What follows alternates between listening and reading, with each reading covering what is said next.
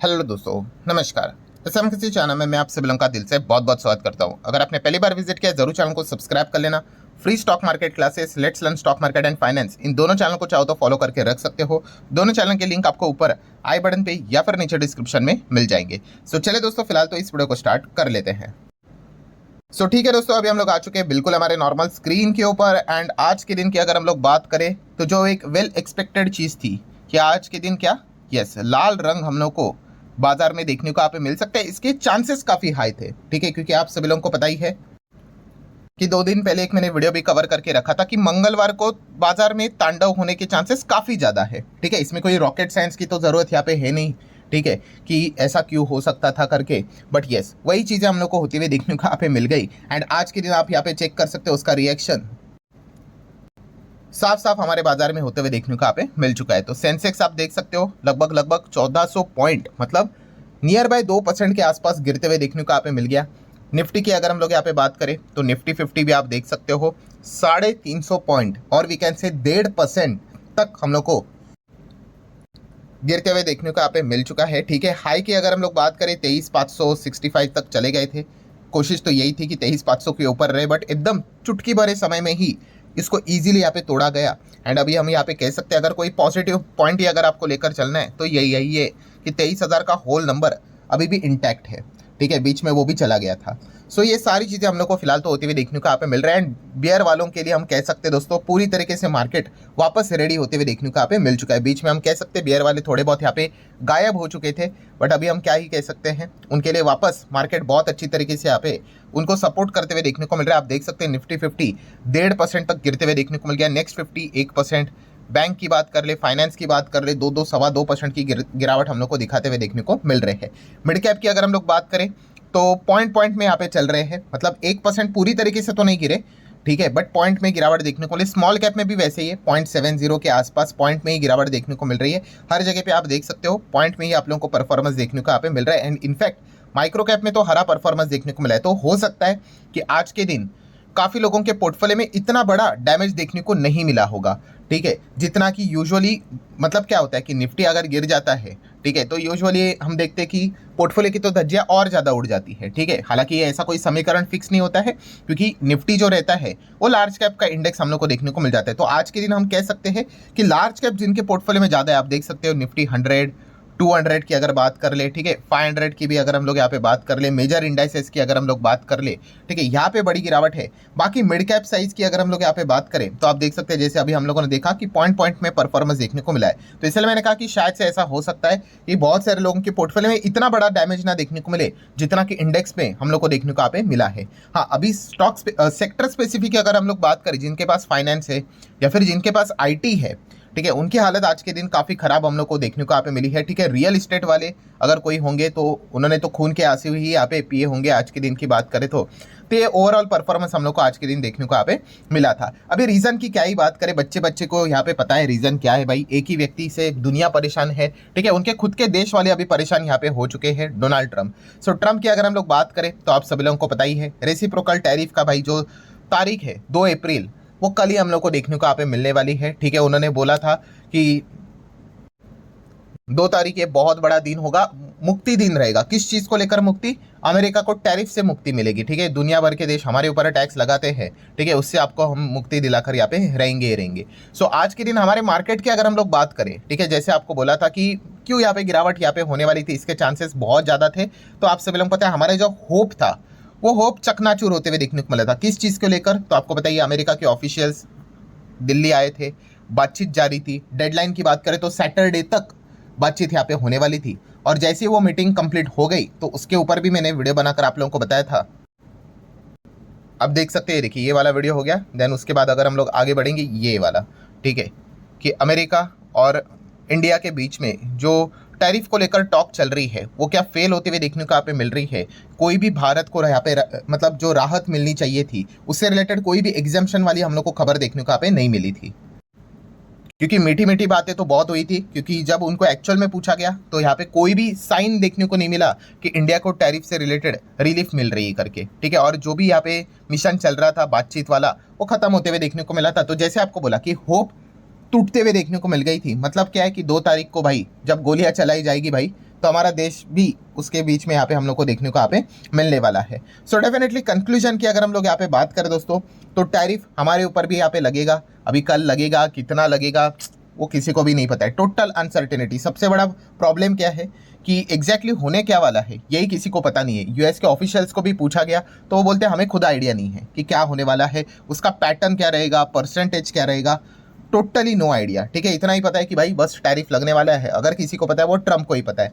तो let's see, इतना भयंकर अनसर्टेनिटी में जब भी वादर चला जाता है तो इसी प्रकार के रिएक्शंस देखने को मिल जाते हैं। बहुत सारे लोग बड़े लेवल पे प्रॉफिट बुकिंग यहाँ पे कर लेते हैं, पैसे को निकाल लेते हैं। तो यही पॉइंट हम लोग को देखने को मिल चुका है। एंड इसी चीज़ को लेकर इम्पैक्ट की बात करें तो आपको पता ही हमारे देश के ऊपर वो इम्पैक्ट तो क्लियर कट देखने को यहाँ पे मिल जाएगा। एंड देन अगर हम लोग बात करें रिपोर्ट के चलते, ये सारे पॉइंट्स मैंने आपके सामने यहाँ पे रखे ही थे कि अगर टैरिफ अगर लग जाता है तो हमारी जीडीपी के ऊपर 0.1 से लेकर 0.6% तक इम्पैक्ट पड़ेगा। ये गोल्डमैन सैच ने फेब मंथ में ही रिपोर्ट निकाल कर रखी थी जब टैरिफ से रिलेटेड बातें हुई थी। देन अगर हम लोग यहाँ पे बात करें amount wise, so amount wise भी बताया था कि सालाना $7 बिलियन का इंडिया को झटका लगेगा अगर टैरिफ अगर इंप्लीमेंट होते तो बिना किसी कंसेशन के। रेसिप्रोकल टैरिफ की मैं बात कर रहा हूँ। $7 बिलियन मतलब सालाना आप कह सकते हो कि लगभग 60,000 करोड़ का नुकसान होगा। ठीक है, वन टाइम नहीं, हर साल। ठीक है, मतलब आप अंदाजा लगा सकते हो कितना जीडीपी में भी नेगेटिव इंपैक्ट देखने को यहाँ पे मिल जाएगा। तो ये सबसे बड़ा प्रॉब्लम हम लोग को देखने को यहाँ पे मिल चुका है। सो ट्रम्प की तो ये बात हम लोग को देखने को मिल गई, बट इस चक्कर में क्या हो गया, टैरिफ वाले चक्कर में दूसरे जगह पे भी हमारा जो फोकस रहना चाहिए था वो कम हो गया। सो आपको बताना चाहूँगा, आपका फोकस वहाँ पर भी डाइवर्ट यहाँ पे करवाना चाहूँगा कि एक और प्रॉब्लम ट्रम्प ने यहाँ पे क्रिएट करवा के यहाँ पे रखी हुई है। ठीक है, ये तो हम कह सकते हैं कि सीधा सीधा वो इंडिया के ऊपर यहाँ पे इनडायरेक्टली अटैक करने की कोशिश कर रहे हैं। किस चीज़ को लेकर? देखो, आपको इंडिया को परेशान करना है, हमें परेशान करना है, आप क्रूड से रिलेटेड चीज़ें क्रिएट करना, मतलब ट्रक बोलते हैं ना, दिक्कतें क्रिएट करना स्टार्ट कर दो। ठीक है, तो ऑटोमेटिकली इंडिया की इकोनॉमी डिस्टर्ब यहाँ पे हो ही जाएगी। तो पहले तो ट्रम्प ने वो वेनेजुएला का ऑयल से रिलेटेड एक नया इशू क्रिएट यहाँ पे करवा दिया कि जो भी वेनेजुएला का ऑयल खरीदने वाली कंट्री होगी, ठीक है, उसके ऊपर वो टैरिफ लगा देंगे करके। ठीक है, क्योंकि वो जो पैसा मिलता है उससे हमारे देश में वो गलत चीज़ें यहाँ पे करते हैं। मतलब इन शॉर्ट वो कह रहे थे कि उनको क्रूड से फंडिंग यहाँ पे होती है। और वेनेजुएला के आप सभी लोगों को पता ही है कि अगर 10 ऑयल कि अगर वो बैरल बेचते उसमें से 5 तो इंडिया ही खरीदता है। ठीक है, सो ये एक चीज़ हम लोग को देखने को मिल जाती है। सो क्रूड की अगर बात करें तो क्रूड के दाम आप देख सकते हो 75 को, और WTI तो 70-71 को क्रॉस करते हुए देखने को मिल चुका है। सो एक और नई प्रॉब्लम भी हम लोग को क्रिएट होते हुए देखने को यहाँ पे मिल चुकी है, जो कि आप सभी लोगों को पता ही है कि ट्रम्प ने यहाँ पे ईरान के ऊपर बॉम्बिंग का यहाँ पे धमकी दिया है। क्यों? क्योंकि वो न्यूक्लियर से रिलेटेड डील को साइन यहाँ पे नहीं किए रहे। एंड ईरान ने भी कहा है कि भाई अगर ऐसा हो गया तो हम भी रेडी है रिस्पांस देने के लिए मिसाइल के साथ। ये भी पॉइंट उन्होंने बोल के रखा है। और दोस्तों नेक्स्ट पॉइंट जो कि आपको पता नहीं होगा, तो दोस्तों उन्होंने अभी रशिया के ऊपर भी बहुत बड़ा सैंक्शन लगाने का प्लान किया है। किसने? ट्रम्प ने। किस चीज को लेकर? अगेन क्रूड ऑयल को लेकर। अब आप बोलेंगे रशिया का और इसमें क्या संबंध है, तो आप यहाँ पे देख सकते हो कि from threatening to bomb Iran to anger at Putin. तो ऐसा क्यों बोला जा रहा है? तो इसके पीछे का रीजन है दोस्तों कि रशिया यूक्रेन वॉर की अगर हम बात करें तो पुतिन वो वॉर रुकने का मतलब कोशिश भी नहीं कर रहे हैं।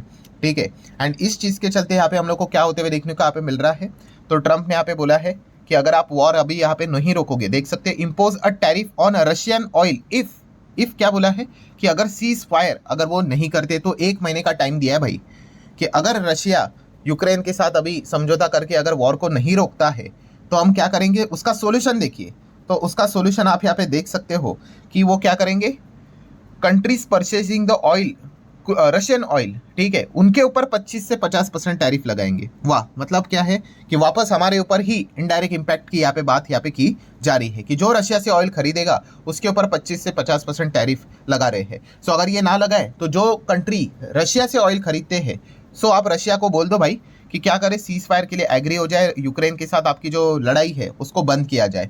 सो मतलब अल्टीमेटली हम कह सकते हैं दोस्तों, हर जगह से जो यहाँ पे थप्पड़ पड़ रहे हैं वो हमारे ऊपर ही यहाँ पे आ रहे हैं। वेनेजुएला की बात कर ले, रशिया की अगर हम लोग बात कर ले, रेसिप्रोकल की अगर हम लोग बात कर ले, हर जगह से अगर कोई परेशान हो रहा है तो हम ही परेशान होते हुए देखने को यहाँ पे मिल रहे हैं। एंड इसी चीज़ को लेकर अभी एक और अगर फ्रस्ट्रेटेड पॉइंट की बात करें तो एफ लगातार बाइंग यहाँ पे कर रहे थे, बट जाते जाते फ्राइडे के दिन हम कह सकते हैं उन्होंने 4,500 करोड़ की वापस बिकवाली कर दी। कोई छोटी मोटी बिकवाली नहीं थी कि 400 करोड़ का माल बेचा है, बड़ा माल बेचा है। सो अगेन एफ अगर प्रेशर क्रिएट करने में अगर बियर वालों को मदद करेगा तो बुल वालों को और हालत खराब होगी, क्योंकि बीच में जो मार्केट गिर रहा था उसमें कमबैक हुआ था, वो इसीलिए होता क्योंकि आप सभी लोगों ने देखा कि कैसे एफआईएस की वापसी हुई थी। सो अगर एफआईएस वापस रिवर्स गियर में अगर चले जाएंगे तो बुल वालों को मार्केट को वापस बचाना काफ़ी मुश्किल यहाँ पे हो ही जाएगा। एंड Q4 के अर्निंग्स भी आ रहे हैं, ठीक है। अर्निंग्स का क्या संबंध है दोस्तों यहाँ पे प्रेशर से रिलेटेड? ऑब्वियसली ना, कि अभी अगर ट्रम्प के टैरिफ आते हैं उससे रिलेटेड कौन कौन से बिजनेस के ऊपर इंपैक्ट पड़ेगा, सेक्टर के ऊपर इंपैक्ट पड़ेगा डायरेक्टली और इनडायरेक्टली, तो कंपनी के फोरकास्टिंग को लेकर क्या चीज़ें आएंगी, क्योंकि जितने भी कंपनीज अमेरिका से रिलेटेड बिजनेस करती है उनमें से मैक्सिमम कंपनीज ने यही बोला है कि आगे की फोरकास्टिंग काफ़ी अनसर्टेनिटी भरी है, हम बता नहीं सकते, क्योंकि ये जो चीज़ें चल रही है, ठीक है, उससे रिलेटेड एग्जैक्टली हम नहीं बता सकते ना कि आगे क्या होगा। सो ये एक बहुत ही नेगेटिव पॉइंट देखने को मिल जाता है। मतलब मेन रीजन की अगर हम लोग यहाँ पे बात करें, जो बाजार यहाँ पे परेशान है वो एक ही व्यक्ति के चलते परेशान है, वो क्या आप सभी लोगों को यहाँ पे पता है, वो है ट्रम्प, ठीक है। टैरिफ को लेकर तो चीज़ें चल ही रही है, अभी वो क्रूड को लेकर भी यहाँ पे क्या कर रहे हैं, परेशानियां दिक्कतें बढ़ाते हुए देखने को मिल रहे हैं, और इंडिया की मुश्किलें, हमारी मुश्किलें और डबल ट्रिपल यहाँ पे होती हुई देखने को यहाँ पे मिल रही है। बाकी दुनिया तो भाई ट्रम्प के टैरिफ के चलते ही परेशान है, हम तो क्रूड को लेकर भी परेशान होते हुए देखने को यहाँ पे मिल रहे हैं। सो लेट्स सी इसको लेकर कैसे डील यहाँ पे की जाती है। काफ़ी टफ जियोपॉलिटिकल सिनेरियो यहाँ पे क्रिएट होते हुए देखने को यहाँ पे मिल रहा है, ठीक है। सो इसी चीज़ को लेकर हम कह सकते हैं आज के दिन बाजार में हम लोग को मैसिव गिरावट देखने को यहाँ पे मिली थी, और असली पिक्चर तो हम लोग को कल देखने को यहाँ पे मिलने वाली है। सो आशा करता हूँ दोस्तों वीडियो हेल्पफुल लगा होगा, चाहो तो लाइक एंड शेयर कर सकते हो। मिलते हैं अगले वीडियो में, तब तक के लिए बाय बाय।